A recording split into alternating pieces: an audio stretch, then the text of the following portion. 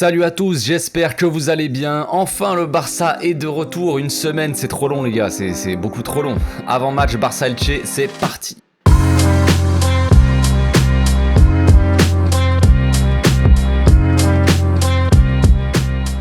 Au passage n'hésitez pas à vous abonner, liker et commenter, c'est le meilleur moyen de me soutenir et ça fera plaisir à tonton. Le Barça retrouve les chemins de la Liga, cette fois-ci à l'extérieur contre cette magnifique équipe d'Elche. Vous devez être comme moi j'imagine, ça devient compliqué d'attendre une semaine pour voir un match, c'est beaucoup trop long. On reste sur un 4-0 en plus, donc les gars, on n'en peut plus les gars, on peut pas attendre. Bref, l'équipe a une semaine plutôt tranquille, du coup les joueurs ont eu pas mal de jours de repos, 3 jours je crois, pour souffler un peu en début de semaine, et ils arrivent donc en pleine forme et dans les meilleures conditions psychologiquement. On enchaîne les gros résultats depuis quelques semaines et on espère continuer sur notre lancée, le mois de mars démarre un peu plus facilement que février, avec des matchs quand même beaucoup plus abordables. Mais quand même, attention aux pièges, et à pas se dire que ça sera trop facile, Je compte sur Xavi pour prévenir un peu les joueurs, pour les préparer à ça. Concernant la forme des équipes, le Barça enchaîne les gros matchs comme je le disais, Non seulement on joue bien, mais en plus de ça, on marque beaucoup de buts. On a mis 12 buts sur nos 3 derniers matchs pour 3 buts encaissés. Pour vous donner un peu une idée, en début de saison, on a mis 15 buts sur nos 10 premiers matchs de Liga, donc voilà. Bref, en tout cas, on a plus de constance depuis quelques matchs. Les joueurs ont retrouvé le sourire, et les attaquants sont beaucoup plus efficaces. De leur côté, Elche, eux, ils viennent de se faire rooster par Levante, dernier de la Liga, si je me trompe pas, donc c'est pas l'idéal. Mais quand même, si on remonte un peu en arrière, ils ont gagné leurs 3 derniers matchs à domicile contre le Rayo, Alaves, 3-1 je crois bien, et Villarreal. Contre Villarreal, ils ont gagné 1-0 les gars. Donc attention au piège quand même. La dernière fois qu'on les a affrontés, on avait gagné 3-2 à domicile, Les joueurs étaient bien différents quand même, enfin l'équipe. On avait une défense à 3 avec Araujo, Piqué et Langlais. Langlais avait fait un match très mauvais, je crois bien, il s'était fait bouffer à toutes les actions, donc compliqué. Busquets était loin d'être dans sa meilleure forme, Et notre attaque était composée de Dembélé, Jutla et Abdé, donc voilà. Entre temps, il y a quand même des choses qui ont changé. Gavi lui avait sorti un très gros match avec un but et une passe décisive pour Nico en fin de match, donc voilà, c'était très sympa, un des plus gros matchs de Gavi à l'époque je crois, enfin en termes de stats en tout cas, ça c'est sûr. Il nous avait quand même un peu embêté, si je me souviens bien, les petits gars d'Elche là. On avait marqué en fin de match, à 5 minutes de la fin je crois, pour le but de la victoire, donc compliqué. Je crois qu'on gagnait 2-0, on s'est fait rattraper 2-2, et en fin de match voilà, on marque le 3ème, compliqué. Mine de rien, Elche ils embêtent un peu les gros cette saison, ils ont fait match nul contre le Real au Bernabeu, ils ont gagné donc contre Villarreal et même contre l'Espagnol d'ailleurs. Donc une équipe peut-être qu'il faut pas trop prendre à la légère, malgré le classement. Elche pointe à la 13e place du classement, alors que nous on est donc 4e, toujours à un point du Betis, avec un match en moins. D'ailleurs le Betis jouera après nous demain contre l'Atlético à 21h je crois, donc selon le résultat on pourrait donc passer 3e, avec un match en moins toujours. A noter aussi que Séville a fait match nul hier contre Alaves, ce qui fait que si on gagne nos 2 matchs en retard, on revient à 4 points de Séville, de la 2e place donc j'imagine que ça motivera encore plus les joueurs. Apparemment pour ce match, Xavi n'aurait pas trop envie de faire de rotation, selon certains médias.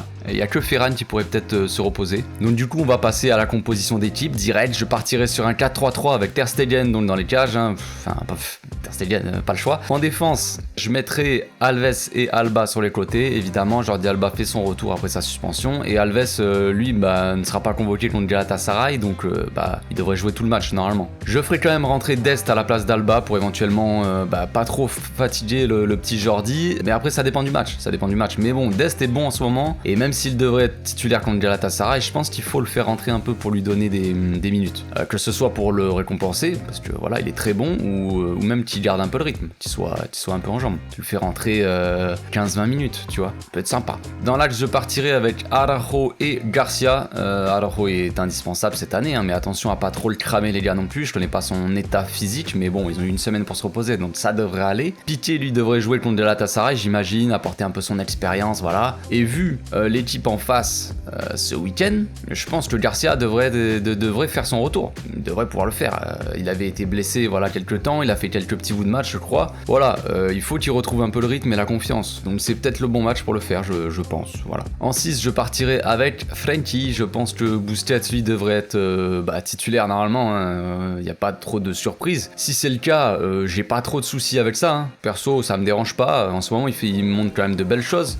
Donc pourquoi pas. Mais disons que je le préserverai un peu pour l'Europa League aussi. Je pense qu'il sera titulaire contre Galatasaray, logiquement, je sais pas, je peux pas l'affirmer, mais en tout cas je le pense. Donc je le ferai reposer un peu contre Elche. Je le ferai rentrer en cours de match lui aussi, en fin de match, 15-20 minutes, pour sécuriser un peu le jeu, sécuriser la fin de match, voilà, contrôler un peu le ballon. Et voilà, au moins on continuerait sur la bonne rotation que Xavi a mis en place. Frenkie, lui, devrait être en forme, il a pu se reposer contre Bilbao en plus, donc voilà, c'est parfait, ça serait parfait. Pour l'accompagner, je mettrai Pedri et Nico.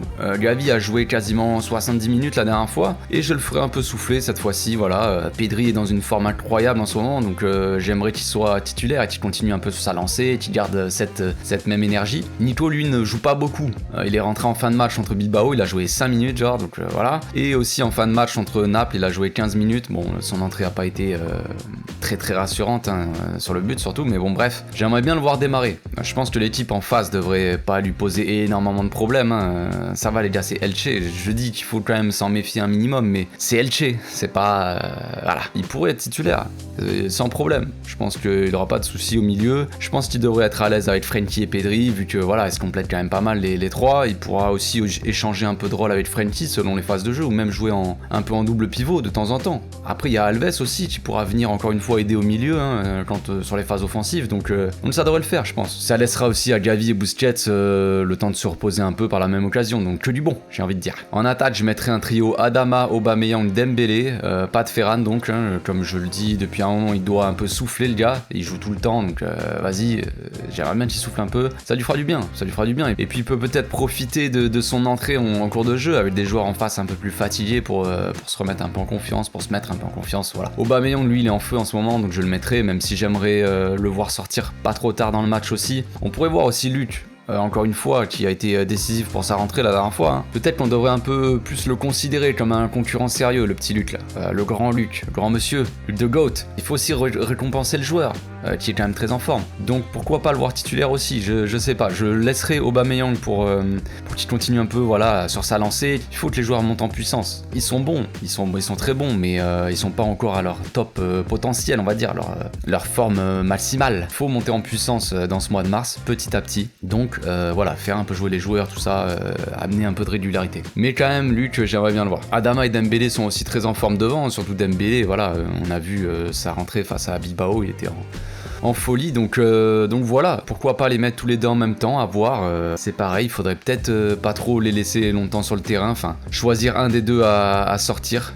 Je pense que si on fait souffler un peu Ferran, il sera titulaire contre Galatasaray, Aubameyang devrait être titulaire aussi, et du coup le troisième poste se jouera entre Adama et Dembélé, donc si on fait jouer les deux en même temps demain, il faudrait en sortir un assez tôt, on va dire, pour qu'il puisse souffler. On a eu une semaine pour que les joueurs se reposent, donc c'est bien, mais à partir de demain, on enchaîne quand même un match tous les 3-4 jours, donc il faudra bien gérer l'effectif. Évidemment, j'attends qu'une victoire pour ce match, les gars. On doit absolument enchaîner, encore une fois, et se mettre en confiance pour monter en puissance, comme je le disais, petit à petit. C'est à la fin du mois quand même, on joue Galatasaray à l'extérieur, et le Real aussi à l'extérieur, en 3 jours. Donc il faudra gagner demain sans trop se cramer pour miser sur un gros résultat à domicile jeudi prochain, pour se mettre à l'abri, je pense. Ça serait l'idéal, je dirais. Ça nous permettrait de faire un peu tourner au match retour avant le Classico, qu'il va falloir gagner ce coup-ci, les gars. Cette fois-ci, les gars.